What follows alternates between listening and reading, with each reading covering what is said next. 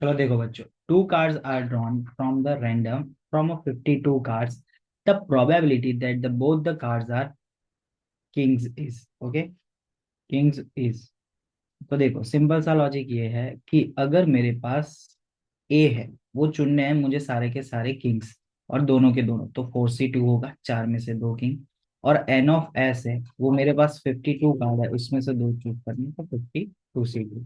So P of A equal to N of A upon N of S. तो 4 into 3, 52 into 51, ये 17, ये 13। सो 1/2 to 1।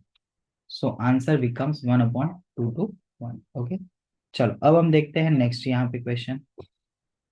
Question number 2। A coin is tossed simultaneously 3 times। अगर किसी भी coin को 3 बार उछाला जाता है तो 2 की पावर 3 यानी कि कितने होंगे, 8 होंगे। कितने होंगे, 8 events are there. Okay, the probability of getting exactly one head और two head, a two head और वन हेड। ओके, चलो तो देखो, ए टू हेड और वन हेड। तो देखो अब हम यहाँ पे क्या करेंगे, अगर मेरे पास दो हेड है या तो फिर कितने हेड है, वन। सो एन ऑफ ए, दो में से वन हेड, मतलब 3 बार उछाला उसमें 1 टाइम हेड, 3 बार उछाला उसमें 2 बार हेड, मैंने उसका समेशन कर दिया, तो 3 + 3 कितना होगा, 6। तो probability of A getting 6/8, it is 3/4। So answer become 3/4।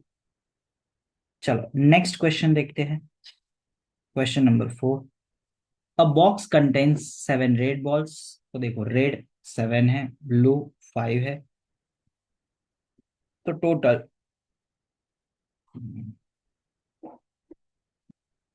12 हुए कि नहीं। Two balls are drawn random, the probability that one red and another is blue। तो सिंपल लॉजिक ये हुआ कि 12 में से मुझे दो चूज करने, which is an of S and A, one is red and another is blue। So it is easily, so we can say that 7C1 into 5C1। So getting probability of a equal to n of a upon n of s। n of a क्या है, तो 7C1 into 5C1 upon 12C2। तो 7 into 5, 2 ऊपर जाएगा, 12 into 11, 7 5 जा 35, 70/6 कर सकते हो अपन, तो 35/66। सो ऑप्शन बिकम सी। चलो नेक्स्ट क्वेश्चन की ओर जाते हैं। A letter from the English alphabet is chosen at a random. The probability that the letter chosen is vowel। Simple सा लॉजिक ये है कि अगर हमारे पास वॉवेल्स तो 5 होते हैं, बट अल्फाबेट 26 होते हैं, ए वॉवेल है। अब वॉवेल होते कितने हैं भाई, 5 होते हैं। कितने होते हैं, 5। समझ में आ रहा है कि नहीं आ रहा है, कितने होते हैं, 5। तो देखो, probability of A equal to N of A upon N of s. So 5/26। चलो नेक्स्ट क्वेश्चन अपन देखते हैं। Question number 5। If a and b are mutually exclusive events in a sample space such that p of a is equal to 0.4।